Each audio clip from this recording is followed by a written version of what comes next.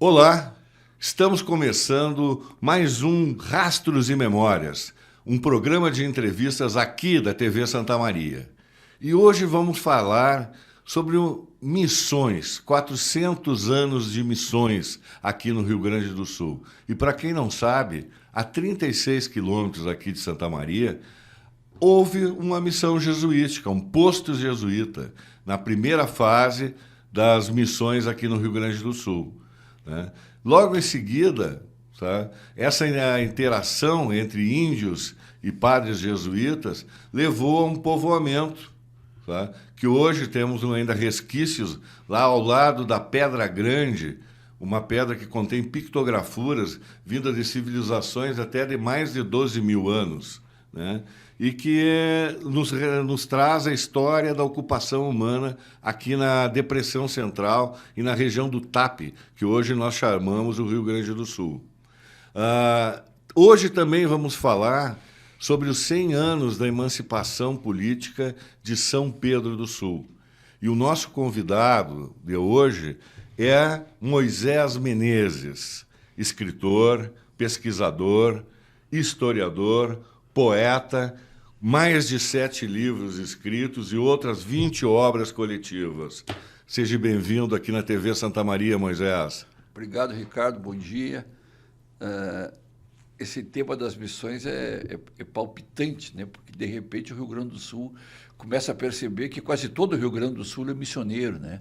Então, isso é interessantíssimo justamente quando se chama para essa comemoração dos 400 anos, que tem muito a ver com a primeira fase, quando fundaram a primeira São Nicolau, né? As margens do Rio Piratini. 1626, né? Padre Roque Gonzales de Santa Cruz. Né? Ultrapassou o Rio Uruguai, vindo lá de Guairá, né? Exatamente. Né? Ele veio de Assunção neste momento, né? Ele sai de Assunção e pega a confluência do Uruguai e Ibiqui e desce numa canoa ali e vem conversando, encontrando esses povos originários que aqui estavam, e nesse momento a primeira coisa que ele faz, ele consegue fundar São Nicolau. Ele desce mais adiante, vem até aqui onde nós estamos, né?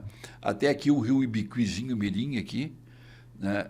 E faz contato com um cacique guarani, não é bem recebido no primeiro momento. Depois ele acaba sendo assassinado lá no Caaró, e os outros padres que vieram depois conseguiram fundar essas reduções aqui de São Pedro do Sul, uma que provavelmente esteja ali na Água Negra, em São Martinho, que seria São Miguel, São Cosme, que está aqui na região de Santa Maria, né, em algum lugar aí já quase bem delimitado. São Cosme era um posto missioneiro de criação de gado jesuíta, né? Era uma redução da primeira fase. Era uma redução. Né? Era uma redução. Depois, essa área da redução de São Cosme vai integrar a estância maior de São Luís Gonzaga, né? Da redução de São Luís, mas daí já é a segunda fase. Para quem não sabe, redução vem do espanhol reduciones, Isto. Que é reduzir e concentrar a população. E provavelmente existe aqui no Rio Grande do Sul um debate que Rio Grande é a cidade mais antiga, e na verdade eu acho que é São Borja ou São Nicolau, né? Na realidade, se nós vamos colocar assim como uma povoação mais uma antiga, urbis, né? Uma urbe já organizada, com igreja, com escola, vai ser São Nicolau, né? 400 anos. É indiscutível desse. Claro que quando nós tratamos de emancipação, de municípios e tal, é uma outra história, né? Mas há que se considerar que as reduções eram povoados de 4, 5 mil pessoas, e que isso demanda numa administração, demanda numa logística, né? E o que é isso? É uma urbe. Sim, eu concordo com isso. Vai falar da primeira cidade aqui no Rio Grande do Sul, no ato me remete às missões, né, jesuítas aí. E São Pedro, Moisés? Como é que surgiu essa... Parece que é São José que chamava. São José. São Pedro, ela fica no primeiro momento, quando o padre Roque desceu, fundou ali São Nicolau, fez toda essa apontamentos dessa viagem dele, e ele veio até aqui, próximo a São Martinho. Aí, com a morte dele, né, confronto lá com o cacique Inheçu, lá do Caró, né? Os outros padres continuam vindo, né? Então, a fundação de São Miguel, pelo padre Romero, que é provavelmente, eu não estou afirmando, mas tem muitos indícios que seja ali na Água Negra, em São Martinho da Serra. E São Tomé, que eu também é outro lugar que não se afirma menos até, que pode estar ali pela Mata, ou São Vicente, ou até São Francisco, naquela região ali. Eles achavam muito longe São Tomé, entre São Tomé e São Miguel, e queriam ter uma redução intermediária. Nesse momento, eles encontram... Já havia contato com indígenas ali da região de São Pedro, do Itacoatiá, do Itacoati, né? Já faziam contato em São Tomé. Então, já se funda essa redução de São José em 1632, né? E depois, logo em seguida, é nomeado o padre José Cataldino, que é um italiano, que era muito experiente já nessa o trato com os povos originários. Nesse trato, ele já tinha eu digo porque eu estou com a biografia dele, que eu consegui recentemente, daí eu já vi que ele era muito experiente no trato com os indígenas, né? E ele que vai, então, organizar essa redução ali na Pedra Grande. Para quem conhece a Pedra Grande, fica atrás da Pedra Grande, que era realmente a aldeia. Claro que a aldeia já existia, não foi erigida uma aldeia ali, já existia. E o que o padre faz nesse momento? A primeira fase é caracterizada por erguer-se uma igreja simples, de barro, de acordo com a aldeia. E daqui a pouco já arrumar uma outra casinha semelhante para ser escola e começar a catequizar, ensinar, né? Esse é o processo. Eu vi um pessoal, nós estávamos conversando, logo depois daquele segundo seminário, né, que teve lá em São Pedro, acho que foi a última vez que nos encontramos. Isso. Eu vi uma pessoa que falar em Santa Maria, mas não tem uma catedral, não tem pedras construídas. A primeira fase missioneira foi muito simples, eram construções de capelas de barro, capelas de madeira. Exatamente, palha, né? Palha, alguma pedra na base, alguma coisa assim do lugar, mas nada... praticamente imitando a arquitetura indígena das aldeias. Né? Porque essa fase dura pouco tempo, né? Porque em seguida começam os ataques dos bandeirantes e aquelas reduções que não foram atacadas, que justamente são as nossas, aqui do eixo do Ibicuí, porque atacaram as do Jacuí, e se ataca o meu vizinho, eu não vou esperar chegar em mim, eu vou dar um jeito de me preparar, né? Ou me fortaleço. Então eles resolveram retirar, os padres, em conjunto com algumas lideranças indígenas, retirar para o lado de lá do Rio Uruguai, e aí essa mudança de planos, digamos assim, né? Até por isso, talvez, é que não houve um acréscimo em termos de arquitetura mais perene, né? Mais durável. Quanto tempo durou essa missão lá em São Pedro? Essa missão durou de 32 a 37, 38. Foram 5, 6 anos? Exatamente. Mas já tinha gado, né? Porque o gado entrou em 34. Então, essas reduções, todas elas, eram 18, todas elas já tinham um rebanho de reses, né? Que é esse rebanho que fica aqui, grande parte dele aí, e vai se multiplicando e depois dá as famosas vacarias, depois as grandes estâncias e depois as estâncias menores que vão sendo divididas, né, para cada povo ter a sua, né? Os jesuítas tinham as reduções, né, que eram as aglomerações humanas, né? Tinham os postos missioneiros que cuidavam de gado. Isso. E tinham as capelas, né? Exatamente. E as estâncias também, né?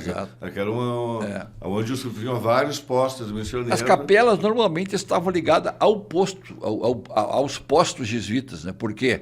Porque tu vai ter ali uma família, um grupo de indígenas cuidando desse gado, e vai ter um padre rondando, visitando, fazendo uma fiscalização, um apoio. Então, o que vai? Tem que ter uma capela, não dá para esquecer né, que Deus tudo vê, né, essa questão da religiosidade. Eles não vão deixar que isso fique no esquecimento. Então, eles vão ter uma capela em cada posto. E lá em São Pedro tem ainda um lugar que já é dessa segunda fase, quando se funda as estâncias dos 7 povos, né? 50 anos depois, quando os jesuítas retornam e fundam os 7 povos das missões, aí eles vão erigir povoados com construções sólidas, né? E as estâncias de cada povo, né? Por quê? Porque as vacarias foram torpedeadas, foram vilipendiadas, foram assaltadas, roubadas. Foram bandidos, os portugueses, né?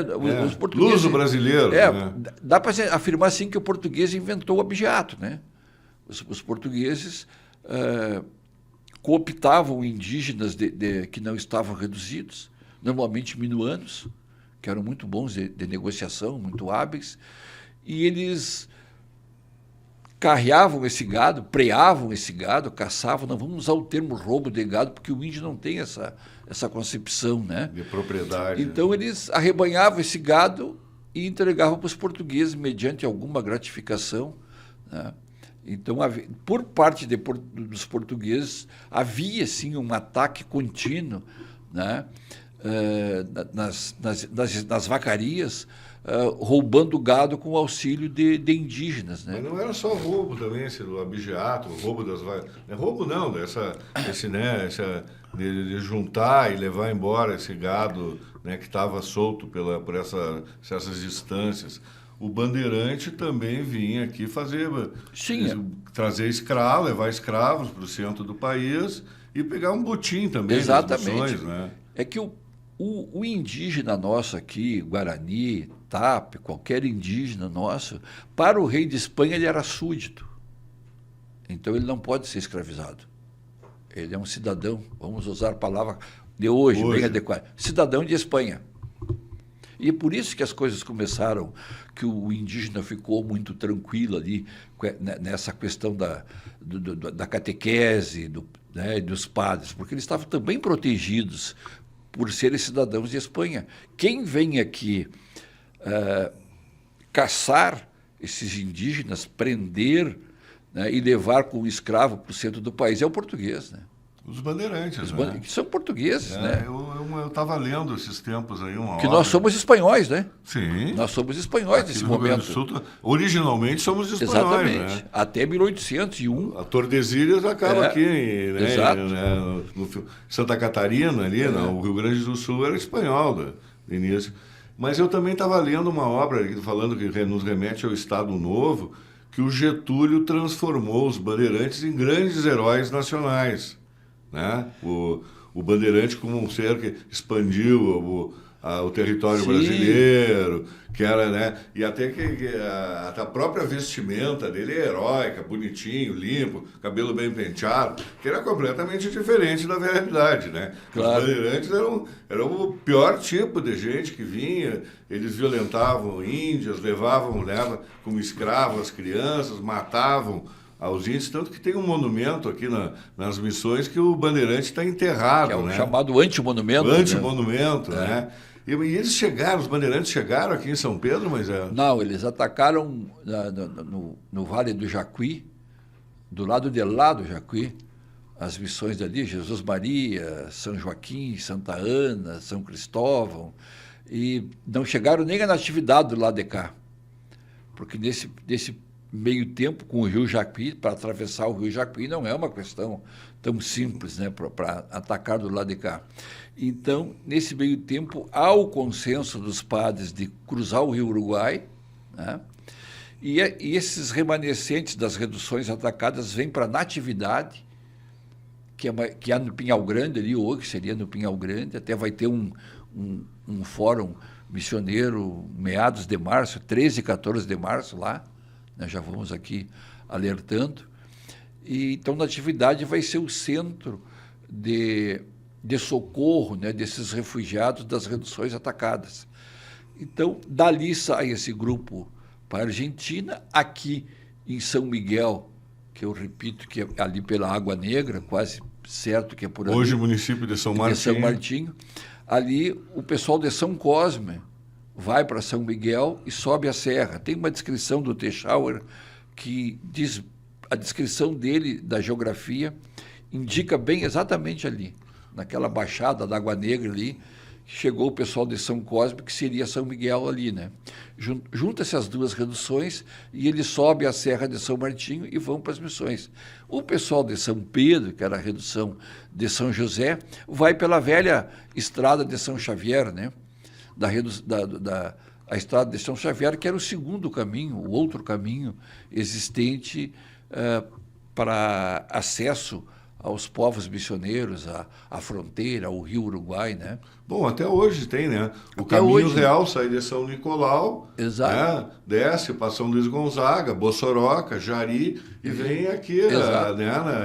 em São Martinho. Tem até uma ramificação desse caminho que desce aqui acho que hoje é o caminho da ferrovia, né? Por ali, descendo por ali. E o outro é da Boca do Monte lá, né? E o outro caminho é lá na Serra de São Xavier, que sai aqui na realidade, vinha ali pelo Passo de São Pedro, que hoje é Passo do César, Passo de São Lucas do Ibiqui, Passo do César, antigo Passo de São Pedro, mata, atravessa o Tororaipi, cruza por lado de lá do Toropimirim, Jari, costeando a Serra de São Xavier.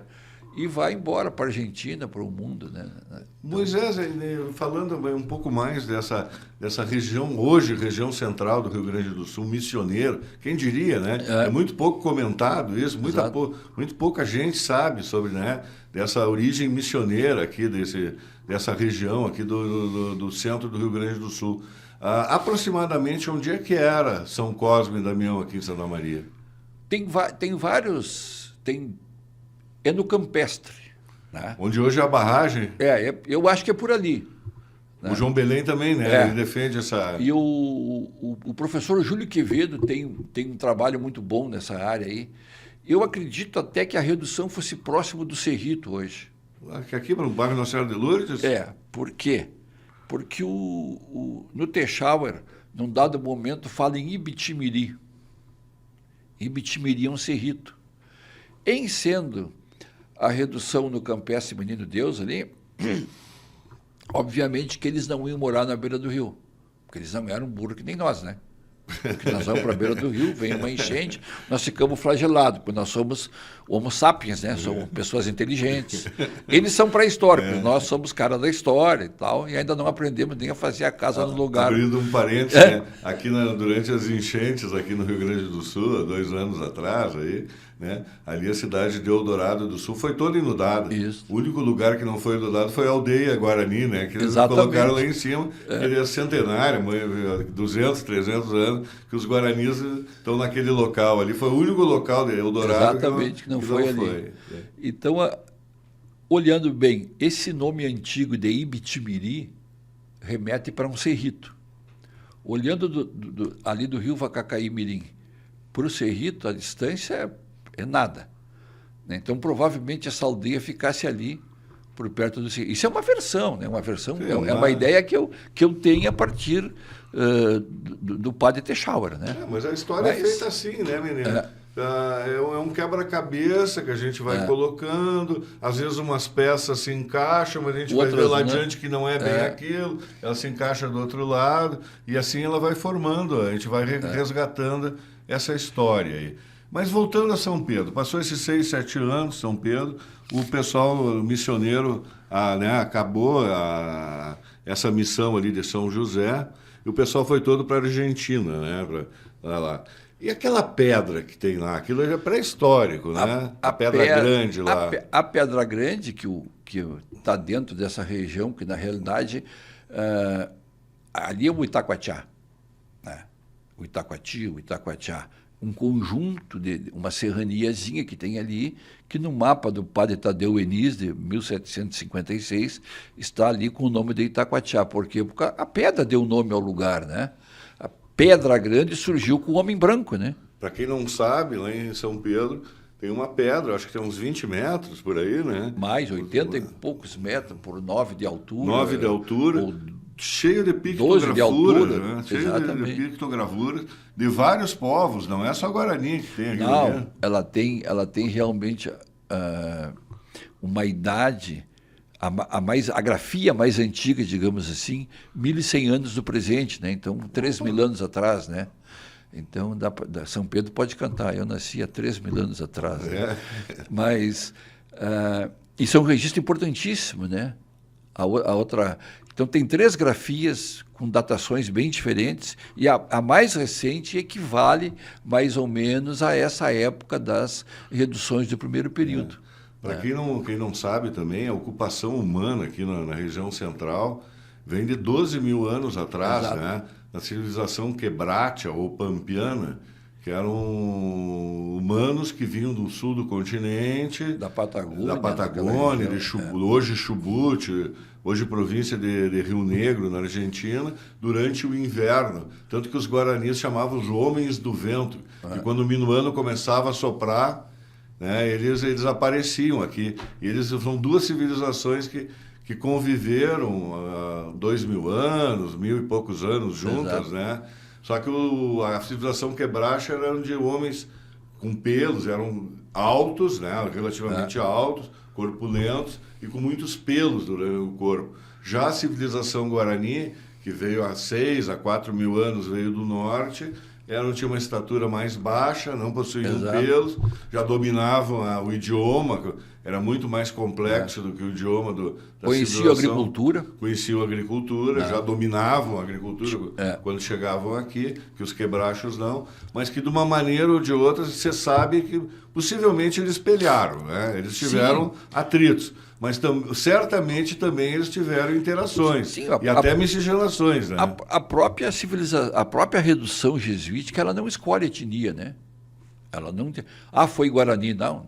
Tinha uns caigangues também. Há comprovação de outras etnias. Por exemplo, tu vai encontrar, em alguns momentos, relatos até do Padre Sepp, de outros ali, falando de minuanos na redução, né? Por exemplo, o Inheçu, que é muito famoso como cacique, como pajé, porque ele acaba matando os padres lá no Caaró, ele se revolta de repente contra essa questão religiosa, contra esse domínio da jesuítico, e mata o padre Roque, o padre Castilho e o padre Alonso, né? E o que acontece? Quem é o Inheçu? A gente pensa que é Guarani, mas pode não ser. Sim, tinha várias etnias de povos originários. Porque eles todos habitavam o mesmo espaço geográfico. No momento que eu tenho a estância de gado, digamos assim, os donos do gado são os jesuíticos, né? Os guaranis, jesuítas, são os donos do gado. Mas os charruas habitam esse espaço. Os minuanos habitam esse espaço. Né? Os charruas eram mais para o sul, né? Eles andavam por todo esse território. Mas eles vinham até aqui, acho que até a Depressão Central. Aqui eles chegavam, no ano também, né? Há registros deles da Guarda de São Martinho, né? Negociando. Mas assim, mais para o norte é difícil algum registro. Não, mais para a serrania não. Né? A questão plana. Era um povo que vivia no Pampa, na Pampa, em campo aberto. Por exemplo, ali diferente do Guarani que vivia na selva, né? Ali em Tupã-Seretã, na região de Tupã-Seretã, ali tem um lugar chamado Batu. Esse lugar chama-se Batu em razão do cacique Batu dos minuanos. Né? Ele andou por ali naquela região, ficou muito tempo. Ele chega a ser considerado um estancieiro num dado momento da história. Pelo Aristides Gomes, que escreve um livro... Um dos primeiros estancieiros, então, ele está no meio dos brancos que recebem terra, está o cacique Batu lá, citado ali em São Solano, como um dos estancieiros ali. É óbvio que não é no caso do indígena, vários deles, inclusive, ficaram Areguati, tem vários indígenas aí que chegaram a esse status de proprietário de terras, assim, no sentido não legalizado como escritura, matrícula, como nós vemos hoje, né? Nós vamos encontrar o Areguati... Eram os donos de fato da terra, né? Em 1832, veja bem, nós estamos assim, nem a Revolução Farroupilha aconteceu ainda. Um grupo de indígenas, lá liderados por um cacique chamado Polidoro, mata um sobrinho do Rivera, um coronel do exército uruguaio. E mais o comando da tropa uruguaia que atacou o cacique Polidoro, eles aplicaram uma tática de cara-volta, famosa, né? que depois o Honório Lemos o gaúcho vai... De onde é que vem essas táticas de guerra, essas escaramuças? Nós trouxemos dos índios. Claro. Né? Das revoltas charruas contra a dominação espanhola. Né? E o que nós descobrimos lá depois, pesquisando aqui e tal, que tinha um grupo de guaranis ali perto e que já tinham confrontado com o Coronel Rivera de manhã, de um cacique Napacá. De onde é que é esse cacique? De São Vicente. Hoje de São Vicente, na época, mas na época era a estância... Na época era a estância de São Vicente. Estância de São Vicente do povo de São Miguel. Por que o Napacá está lá em Bela União, por ali? Ele está lá porque ele seguiu o Rivera em 1828, quando o Rivera fez uma incursão nas missões, vamos chamar assim, claro. E levou daqui 40 carretas carregadas, não sei quanto, mais 1000 bois por diante, para o Uruguai. Vários guaranis e outras etnias seguiram junto com o Rivera. Né? Então, esse cacique Napacá está por lá. Ele é amigo do charrua que ataca que o Bernabé atacou o Polidoro. Por quê? Porque eles tiveram uma escaramuça de manhã junto.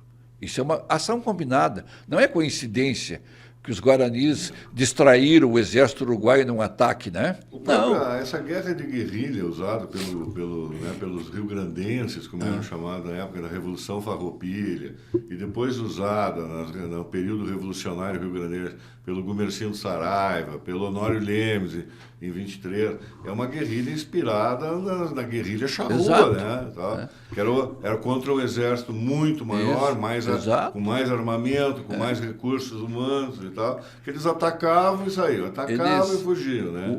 Esses guaranis, depois desse episódio que eles mataram... O próprio CP, né? Exato. Esses guaranis aí, claro, eles mataram um sobrinho do Rivera, né? O braço direito, o coronel Bernabé. E 3 ou 4 oficiais do Rivera depois você vingou em Salsipueiras. O que os guaranis fazem? Os guaranis pegam e dizem, vão voltar para o nosso pago. Onde é que é o nosso pago? É lá em São Vicente. Eles chegam aqui, tem uma autoridade já instituída ali, claro, eles requerem a estância para eles, porque eles entendem que ela é deles ainda.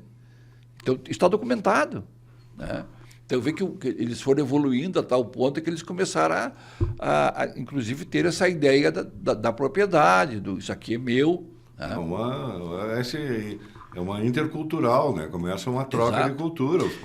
O próprio português, o próprio espanhol assimilou muita coisa o mate, a mandioca, a alimentação. Ainda nessa época, em 1832, a estância, no documento diz, a estância que pertence ao povo de São Miguel. Não tinha mais, já era português, né? Já estava em domínio português isso aqui, mas a autoridade ali que encaminhou diz que os indígenas que voltaram de Bela União porque assassinaram o cacique, o coronel uruguaio lá... A coisa ia ficar feia lá. Estão reivindicando essa estância que pertencente ao povo de São Miguel. Opa! Então é muito... Nós estamos do lado de São Pedro, né? Lindeiro com a estância de São Pedro aqui, que também é do povo de São Miguel. Então, havia vários indígenas que foram ficando na terra até serem corridos pelos brancos. Né? Mas voltando, então, ao nosso assunto de hoje, que é São Pedro do Sul, que agora, no próximo dia 26 de março, completa 100 anos de emancipação política, né?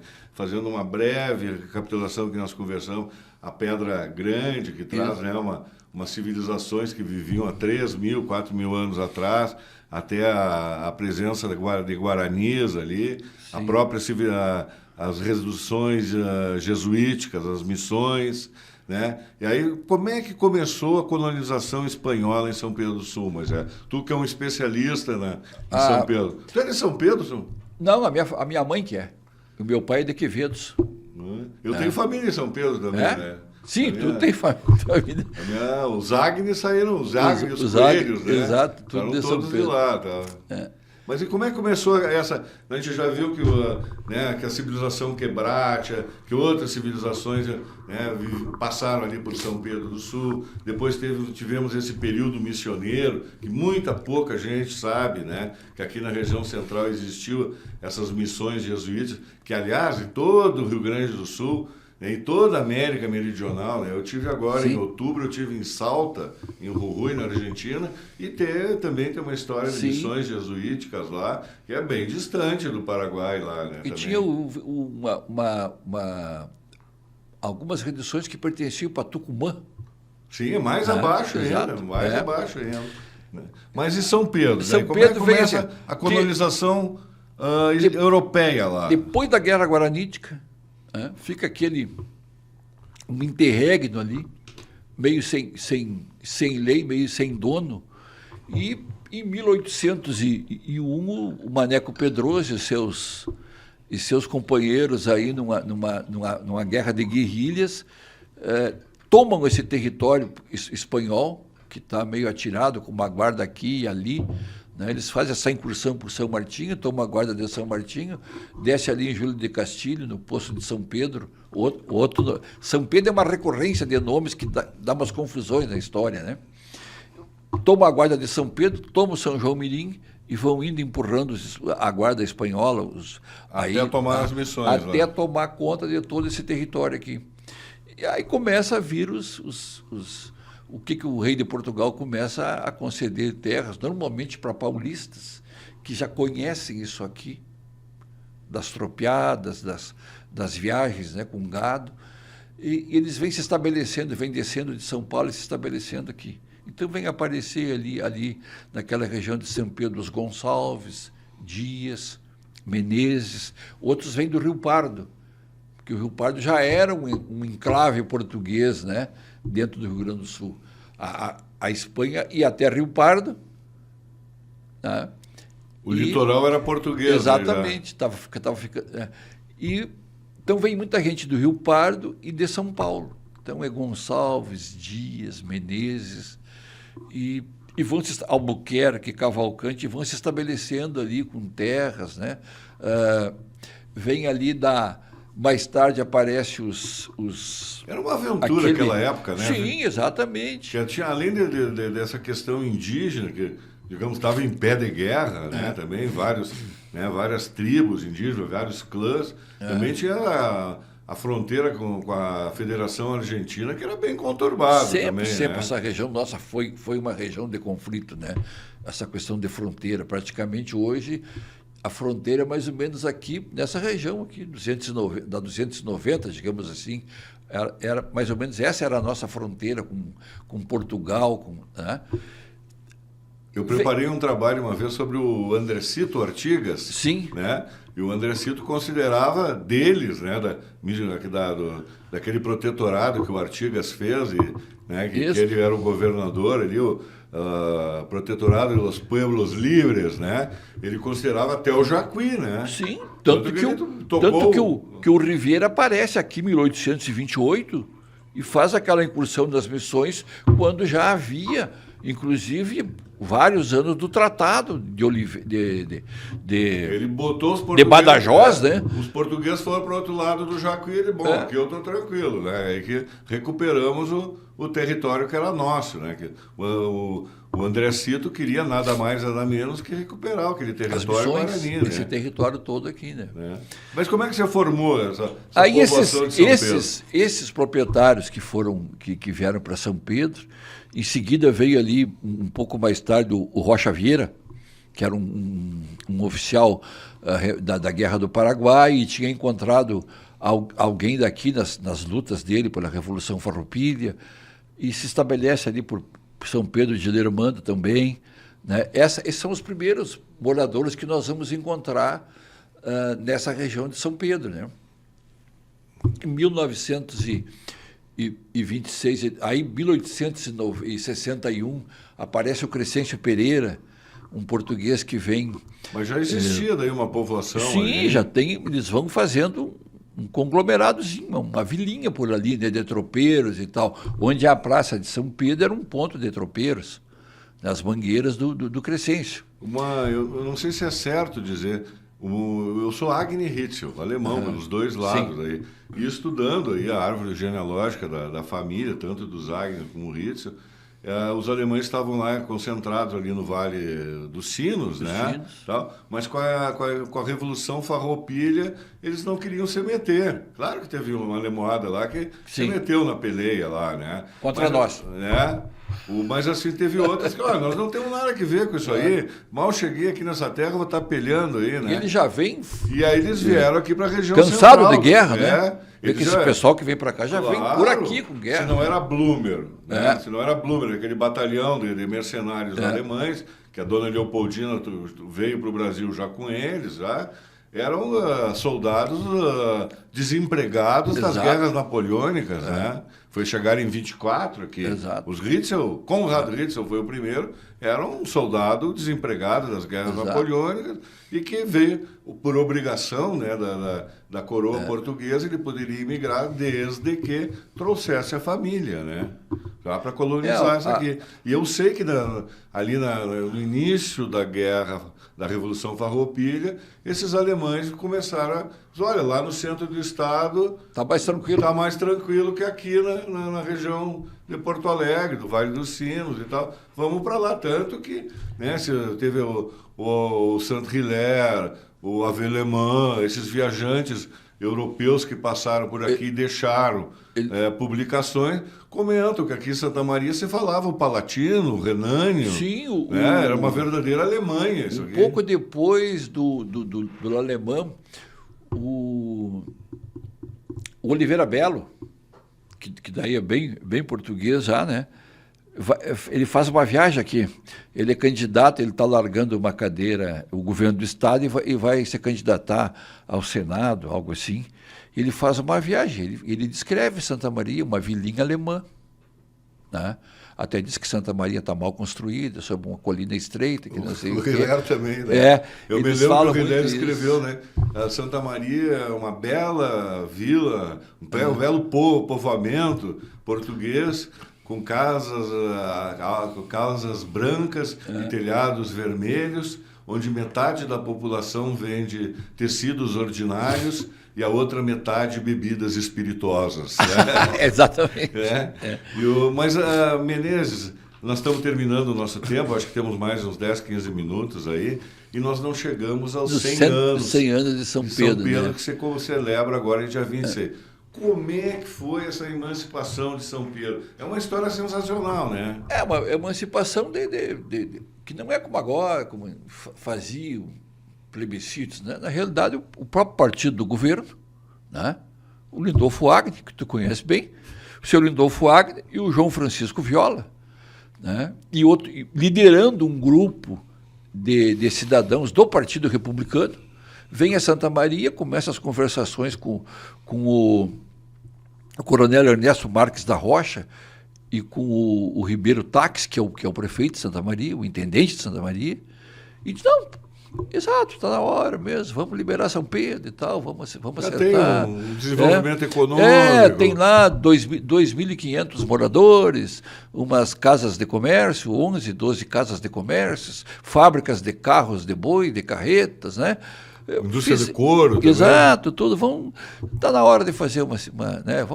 Para nós está tudo bem. Vai para a Câmara de Vereadores, tem 2 votos contrários da oposição, que estava previsto, e autorizo daí o Lindolfo Wagner e o João Francisco Viola a ir a Porto Alegre confabular com o Dr. Borges de Medeiros, já está tudo organizado.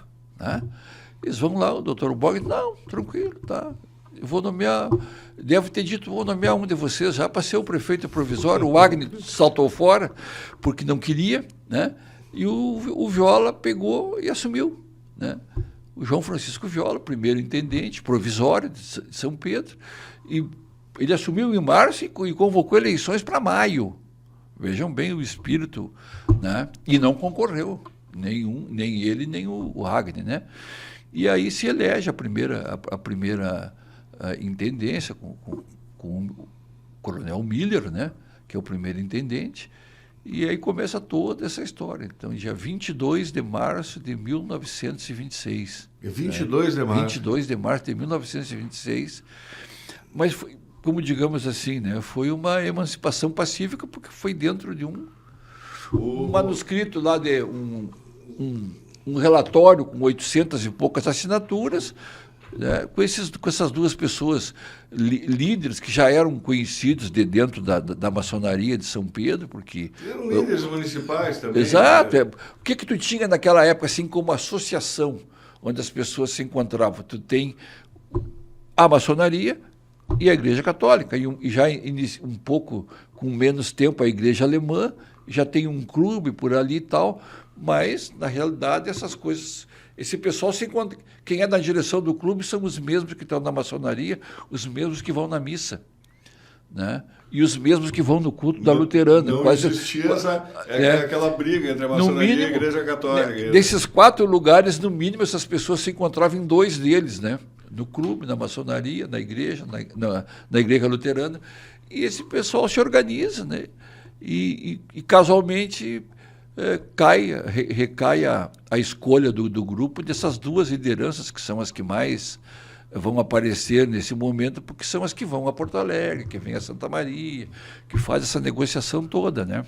Eu tive acesso a todo o arquivo do jornal O Comércio, que foi, né, fundado, e administrado e publicado até a década de 50 pelo Lindolfo Agni, né? Isso. E uma coisa que me chama a atenção, né, nessa emancipação de São Pedro é que o Lindolfo, já desde 1915, 1916, já levantava essa bandeira da emancipação de São Pedro e já no jornal, que ele era o proprietário do jornal, e já criando, né, a mentalidade emancipacionista, que era o 4º, se eu não me engano, era o 4º distrito de Santa Maria naquela época, né? Terceiro, né? E já criando aquela ideia de São Pedro do Sul assumir as rédeas do seu próprio destino e fazer. E o mais interessante ainda que eu fico pensando, tu vê que o jornalismo é uma profissão apelhada, né? Tem que ter, né? É difícil, vamos ser bem sinceros. E tu imagina em 1915, um cara abrir um jornal com 17 anos de idade, sustentar a família com vários filhos, com o jornal até a década de 50, promover a emancipação de São Pedro, né? E o Lindolfo, pelo que eu sei, ainda ele não quis ser prefeito. Ele disse, eu sei que a família não queria que ele se envolvesse mais, né, nas atividades públicas. Mas ele foi delegado de polícia, foi juiz de paz, vereador.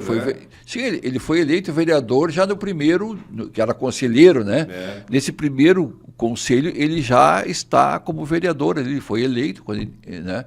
Na primeira eleição, elegem ele como vereador do partido do governo, e 6 do Partido Republicano, né, do Borges, e 3 da oposição, que é o José Maria José Maria Rosa, né, que também é da maçonaria ali com ele, o Carlos Engelsing, que também é. Então na realidade, assim, a maçonaria era muito ativa nesse processo todo, porque justamente eles se reuniam ali, né, e acabavam se encontrando no clube, marcando outras reuniões para tratar desses assuntos, dessas atividades, né? São Pedro ainda é germânica até hoje ainda? Não, São Pedro é lusitana, né? Ela começou lusitana e continua com maioria lusitana. Teve uma forte imigração alemã e italiana, né? Eu não sei nem dizer assim. Os italianos chegaram em 1875, ali em Caxias, então deve ser depois disso, né? E os alemães... Normalmente o alemão de origem alemã, ali que vem para São Pedro, e o italiano, uma boa parte já vem aqui da 4ª Colônia, né? Outros de Santa Cruz. Raramente tu vai encontrar algum que veio direto lá do Vale do Sino, mas tem. Eles vieram, a minha família mesmo, a gente foi, né, vendo como é que eles tiveram o primeiro rito chegou e foi para São Leopoldo. Exato. Aí um dos filhos foi para Porto Alegre, uma segunda geração já vieram aqui para Vera Cruz, aqui perto de Santa Cruz, aí já vieram outro para Agudo, hoje tem até em São Borja lá, né? Tá? Então eu acho que esse corredor central aí, acho que com essas guerras e revoluções, essa imigração veio Vem entrando o Rio Grande. É uma questão de ir aproveitando essas terras. Um foi contando. Aqui em Santa Maria teve, inclusive, um apoio mútuo, né? Uma entidade que esperava os alemães e apoiava uma sociedade de muito socorro, que um dos integrantes era o Pedro Maurer, né? Esse Pedro Maurer morreu com 50 e poucos anos. Um guri. E essa sociedade hoje é a SOCEP, né? Com algumas fusões, caçadores, né? Com algumas fusões que ela foi fazendo, ela seria hoje a SOCEP de hoje. Sim. Ela, né? Uma história interessante da imigração desse produto, enfim, dessa consequência da imigração alemã aqui em Santa Maria, me foi contada em 2004. Eu fiz um trabalho sobre os 100 anos da imigração organizada de judeus para o Brasil, que é a colônia Philipson, aqui em Itaara, naquela época pertencente a Santa Maria. E uma das famílias, um descendente de uma família lá, contou que no segundo, terceiro ou quarto dia que eles estavam aqui, a esposa de um desses judeus da Europa Oriental, né, que falavam só o Yiddish, né? Adoeceu, teve lá um problema, uma febre, enfim, teve uma doença, e que ele pegou o trem ali na estação Philips e desceu para Santa Maria, sem falar o português, não sabia nada, não tinha chegado ao Brasil há 20 dias, 15 dias ali no Rio de Janeiro, pegaram um vapor, vieram aqui para Rio Grande, pegaram um trem e chegaram em Santa Maria, que assim, não falavam português. E que o judeu esse chegou aqui, desceu na aviação férrea, na Gare lá, subiu assim, bom, vou achar alguém aí para uma farmácia, né? Aí disse que ele não sabia ler no português, entrou, aí disse que ele viu, tinha uns caras jogando xadrez ali dentro do estabelecimento, e que ele jogava um bom xadrez, era o esporte dele, lá na Europa Oriental, esse era um esporte muito praticado, entrou e casualmente era a farmácia do Fischer, aqui na Rio Branco, aqui. E que ele ficou olhando ali, disse que o senhor, né, falou em português e ele não entendeu nada. E que aí o Fischer falou em alemão com ele, né? E o alemão é muito semelhante ao Yiddish. Sim. Né? E ele, opa, para aí, eu estou entendendo, não, está acontecendo. Melhorou. Minha Frau vai lá, tá doente e tal, que tiveram contato, conseguiram se comunicar. E que o Fischer, que é o alemão esse que era dono da farmácia, virou o grande tradutor dessa comunidade judaica que chegou aqui. Mas, Menezes, muito obrigado pela tua visita. Os teus esclarecimentos, a tua história são sensacionais.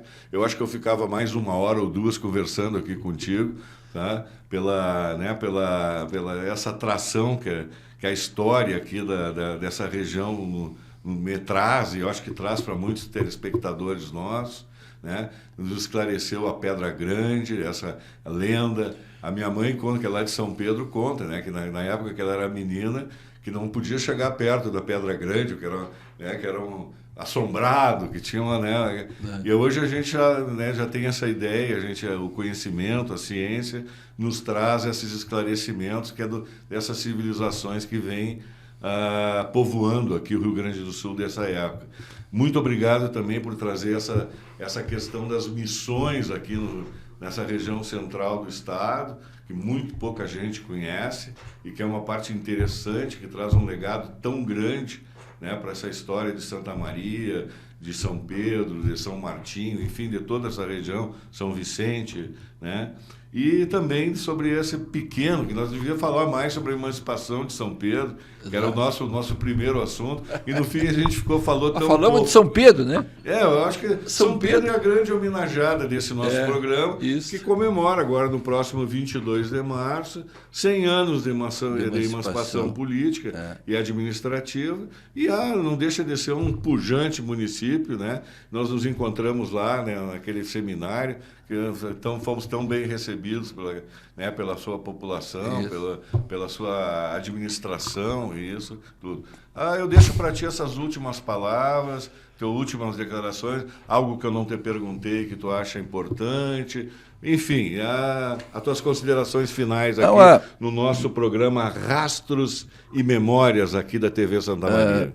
agradecer aqui a oportunidade, Ricardo, e estar sempre à disposição, né, para esse assunto. É o meu assunto preferido. Eu até gosto mais de falar dos indígenas do que dos brancos, né? Então, por quê? Porque é quem estava aqui e porque teve esse apagamento na história. Há uma ideia de não querer falar neles, de esconder, de apagar essa história. E é natural, porque o território foi conquistado por uma outra nação e nesse processo de manutenção do território, de soberania, inclui também apagar a história dos outros, né? Mas nós temos que resgatar, e felizmente hoje eu vejo com imensa alegria assim, esse movimento missioneiro que reúne mais de 400 pesquisadores da América, né? Num grupo fabuloso aí. E São Pedro está no centro disso. São Pedro tem essa tradição, essa história, e cada vez mais isso vai sabe que São Pedro está construindo um centro de interpretação da redução de São José, né? Bem no pórtico da cidade, já foi delimitada a área, o lugar já foi todo. O município tinha um imóvel ali, tinha e tem, e destinou e já está por começar as obras nesses dias aí. Acredito que a inauguração ainda seja esse ano, né? Então é um ano muito importante porque é um ano do centenário do município e o município está inserido nesse ano dos 400 anos das reduções jesuíticas missioneiras. Então São Pedro tem essa dupla comemoração, está no centro de todo esse conjunto festivo, né, da nossa história aí mais antiga. Moisés, muito obrigado. Certamente vou te convidar de novo para nós continuar essa nossa conversa tão bonita e tão cheia de atrativos e legados que nem a história do Rio Grande do Sul. E até a próxima para mais um Rastros e Memórias, um programa aqui da nossa TV Santa Maria. Até mais!